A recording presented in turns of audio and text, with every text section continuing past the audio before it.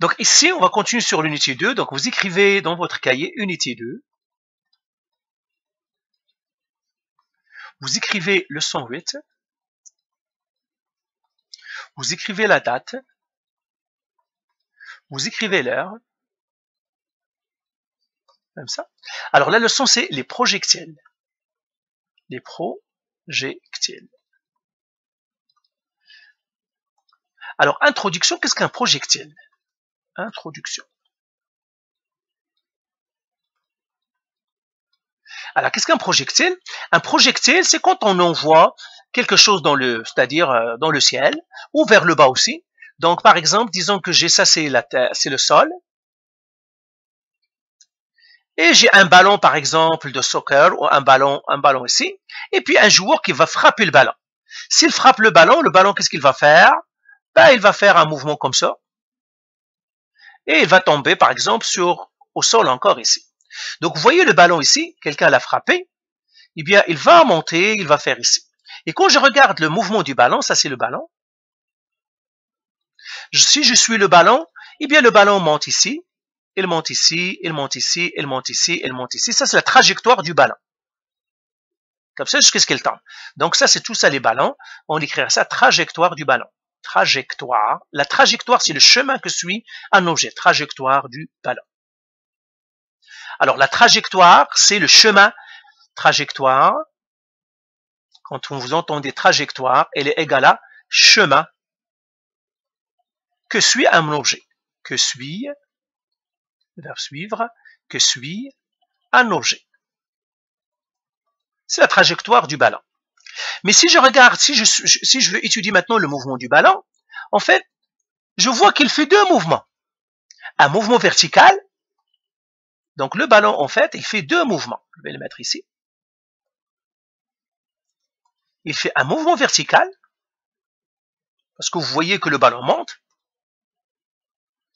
Vous voyez, parce que quelqu'un, il peut même voir jusqu'à où le ballon monte. Il monte verticalement. Il fait un mouvement horizontal parce que le ballon va se déplacer d'ici à ici. Il va se déplacer ici, donc il fait un mouvement horizontal aussi. Donc, je vais le mettre comme ça. Mouvement horizontal. Il fait un mouvement vertical et un mouvement horizontal. Donc, un projectile, généralement, fait deux mouvements. Un mouvement vertical. Donc, je mettrai ici mouvement vertical. Mouvement vertical. Et il fait un mouvement horizontal. Mouvement horizontal. Donc, un projectile fait deux mouvements. Il monte en même temps de se déplacer horizontalement. Ok. Maintenant, si je veux continuer à étudier le mouvement, je vois que le ballon, pourquoi il tombe? Parce qu'il est attiré par la terre. C'est tout simplement là, il tombe parce qu'il est attiré par la terre. C'est pour cela qu'il tombe. Alors ça, on a écrit cela. Donc, on va continuer à étudier. Donc, on va écrire quelques mots. On va les écrire ici. Donc, un projectile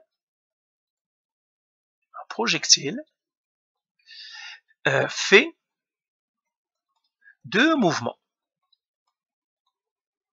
Deux mouvements en même temps. En même temps. Et il monte et il avance. Et il avance. Donc, j'ai deux mouvements. Il monte et il avance. Le mouvement, c'est-à-dire on va appeler mouvement vertical. Là, on va appeler deux mouvements. Mouvement vertical. Mouvement vertical. Vertical. Virtuel. C'est pas virtuel, c'est vertical. Vertical. Donc, il monte et il descend. Il monte et il descend. Mouvement horizontal. Mouvement horizontal. Il avance. Il avance en avant. Ça dépend dans quel sens on l'a lancé. Il avance en avant. Alors, le mouvement vertical, Il monte et il descend, je vais faire un petit schéma. C'est comme je le frappe, il monte. Voilà, il a monté. Une fois qu'il monte, à un certain moment, il n'a plus d'énergie, qu'est-ce qu'il fait? Il descend. Donc ici, l'objet, qu'est-ce qu'il fait? Il monte. Et ici, qu'est-ce qu'il fait? Il descend. Donc c'est ça le mouvement vertical. Maintenant, pourquoi, par exemple, quand je frappe un objet, il monte, pourquoi il descend? Pourquoi ne continuera-t-il pas, parce qu'on est dans l'espace, pourquoi ne continuera-t-il pas son mouvement? À cause de la gravité, à cause de la gravitation. Donc je vais faire ici. Donc les objets descendent à cause de la gravité. Et ça, nous en avons déjà parlé, à cause de la gravité. Alors, si je vois les deux mouvements, par exemple, je vais encore retracer mon ballon. Donc, j'ai ici le sol. J'ai le ballon que le joueur a frappé. Pouf. Et puis, le ballon, qu'est-ce qu'il va faire? Et il va faire un mouvement comme ça. Et là, elle tombe ici. Alors, qu'est-ce que j'ai? J'ai un mouvement, le ballon qui monte jusqu'à le plus haut qu'il peut. Et là, il descend. Donc, c'est comme ça comme mon mouvement. Maintenant, le mouvement vertical, il est forcé de descendre. Il subit une force, il subit une accélération. Mais dans le mouvement horizontal, comme ça, il ne subit aucune force. Il n'y a pas de force qui s'exerce sur il n'y a pas de terre dans son sens-là. C'est pour cela qu'on a deux mouvements. On a un mouvement qui est uniforme, ça veut dire la vitesse ne change pas. Et il y a un mouvement qui n'est pas uniforme où la vitesse change. Alors, on va les écrire ici. Le mouvement horizontal,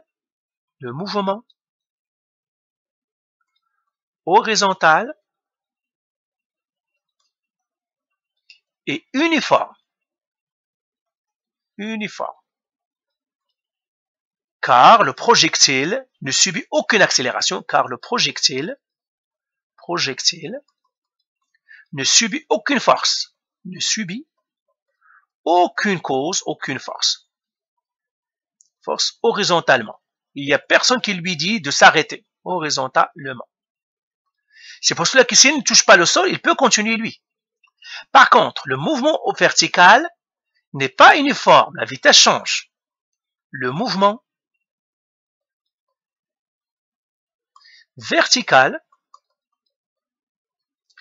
n'est pas uniforme. Ça veut dire la vitesse change car il y a une force, il y a la gravitation.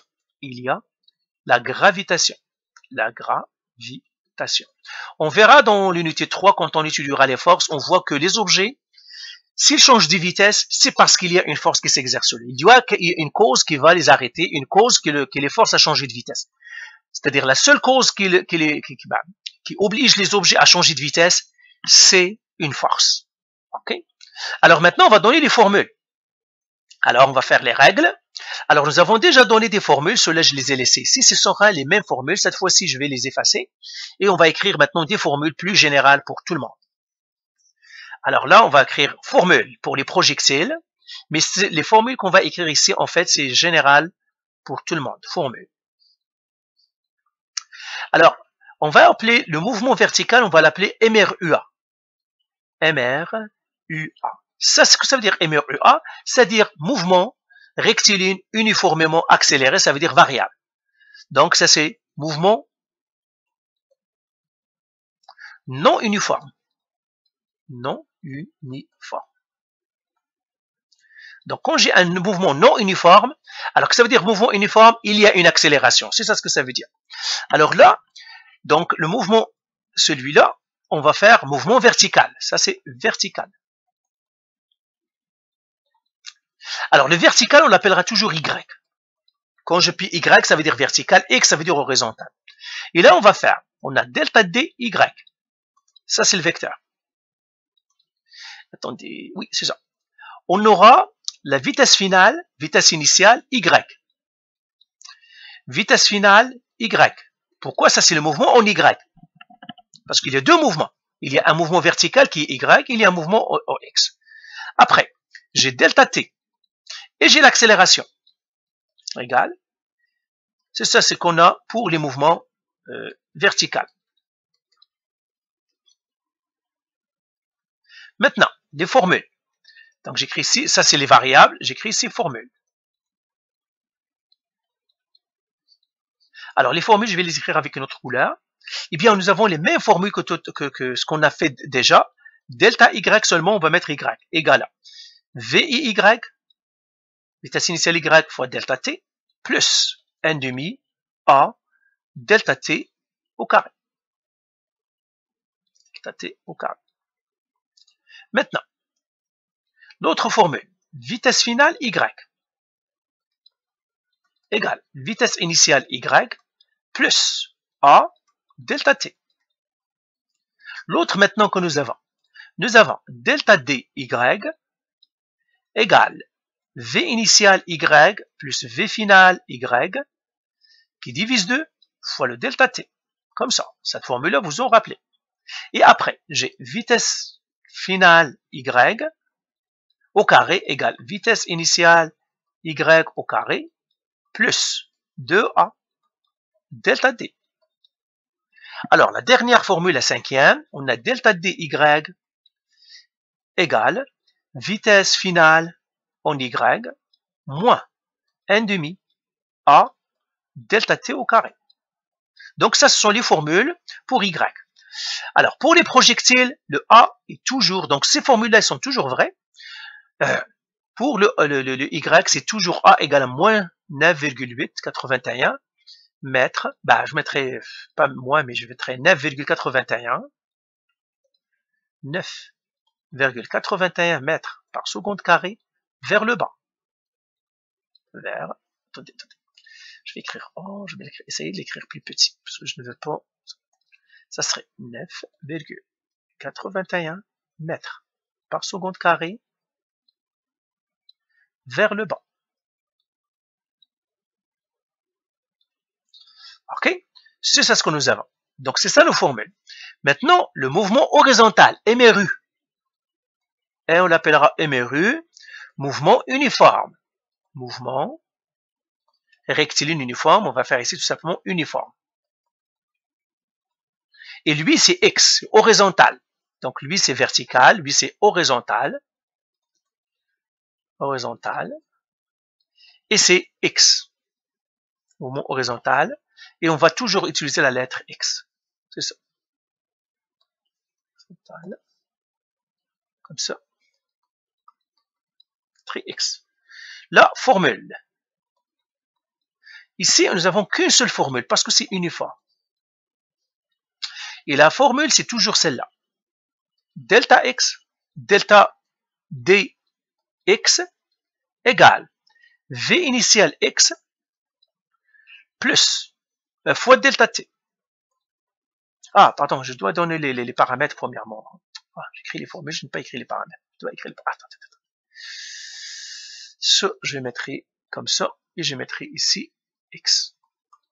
Là, les paramètres premièrement, c'est delta dx, delta T, V initial X. V final X et V initial X, c'est tous la même chose. Et là, je la formule. Formule, je n'ai qu'une seule. Il y a une seule formule pour la vitesse, pour le mouvement uniforme. C'est celle-là. Delta dx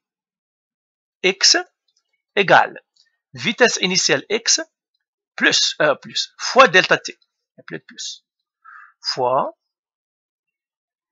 delta T. Donc, c'est ça nos formules que nous allons utiliser dans tous les exercices maintenant de projectiles. C'est tout, c'est ça les formules que vous avez. C'est tout. C'est ça les formules que nous allons utiliser partout. Il y a une formule qu'on donne par, c'est-à-dire la portée, on définira, mais je vais la donner ici. Alors, on va écrire, il y aura autre chose. Okay. Autre chose, vitesse initiale. La vitesse initiale, c'est un vecteur. Alors, regardez, la différence entre VIX et VY, c'est différent. Tout à l'heure, j'ai mis un ballon et le gars va le frapper comme ça. Alors, on a toujours vitesse initiale et l'angle de lancer. Vitesse initiale et le θ. Ici. Le θ, c'est angle de lancer. Pour l'instant, vous écrivez, vous allez comprendre. Là, on a encore quelques formules. Vx égale vitesse initiale cosinus θ. Vy égale vitesse initiale sinus θ. Ce sont des formules. Ça, nous avons vu quelque chose dans les vecteurs. Vous vous rappelez? On fait le vecteur, etc. Autre formule. J'ai Vix. De toute façon, on va faire ça avec le tableau. Et j'ai le triangle. Le triangle, c'est toujours comme ça. Donc, écrivez toutes ces informations, vous en aurez besoin. Ça, c'est le vecteur de lancée. Ça, c'est VI. Ça, c'est le θ. OK? Ça, c'est VY. Ça, c'est VIX. Et ça, c'est le VI. VIY, VIX. D'accord? Donc, tout ça, vous devez les écrire et on va revenir à chacun tout seul. Donc, je vais effacer ça parce que je n'aime pas qu'il soit en... Ah, encore une fois. C'est ça ce que je voulais pas, je l'ai mis encore.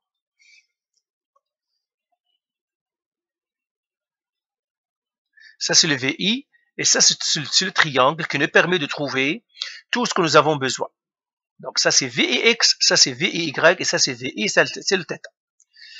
Parfait. Donc, voilà, nous les avons toutes ici. Donc, nous avons toutes... Alors, on va faire un premier exercice avec les projectiles. OK, donc, je vais arrêter ici. Donc, ce que j'aimerais que vous sachiez, ce sont les projectiles. Ça, ce sont les formules qu'on va utiliser. Le mouvement d'un projectile, comme je viens de le dire, il y a deux mouvements. Il y a un mouvement vertical, un mouvement horizontal. J'ai fait les explications comme j'ai sais ici. Et puis, nous avons la vitesse initiale, c'est la vitesse avec laquelle je lance le ballon. Par exemple, lui, il l'a frappé. Avec comme ça, je vais le faire avec une autre couleur pour que vous le voyez. Lui, il frappe. Mettre en noir. Il frappe le ballon, comme ça. C'est ce qu'on appelle la vitesse initiale. Avec quoi il l'a frappé? Avec quelle force? Et avec quel angle? C'est ce qu'on appelle le θ. Donc, il va le frapper. Plus il va frapper avec un angle, plus le ballon va s'élever. On va voir qu'il y a un 45 degrés où on aura le maximum. Ça, on va le voir avec des exercices. Donc, c'est ça. Il nous restera une petite formule à ajouter, mais on l'ajoutera plus tard. Donc, c'est ça. Il va lancer. Donc, ce qui nous intéresse maintenant, c'est que vous devez savoir que le mouvement d'un projectile, en fait, c'est deux mouvements en même temps. Quand vous, par exemple, vous mangez du chewing-gum et vous travaillez, vous faites deux choses en même temps. Eh bien, la même chose que pour le mouvement d'un projectile, il fait deux choses en même temps. Il avance en haut et il avance c'est-à-dire, il monte ou il descend en même temps qu'il avance vers la droite dans le sens où on l'a lancé vers le sol. Donc, voilà, je m'arrête ici. Faites les exercices. Les formules, vous devez les écrire toutes. Vous les comprenez déjà, parce qu'on les a toutes utilisées, ces formules-là. On les a toutes utilisées. Seulement, il y avait les Y ici, mais nous avons toutes utilisées dans les mouvements qu'on a étudiés. Hein. La même chose que pour la vitesse, c'est-à-dire mouvement horizontal, tout ça, on les a étudiés. Donc, on va appliquer tout simplement ces formules au projectile. Voilà, parfait.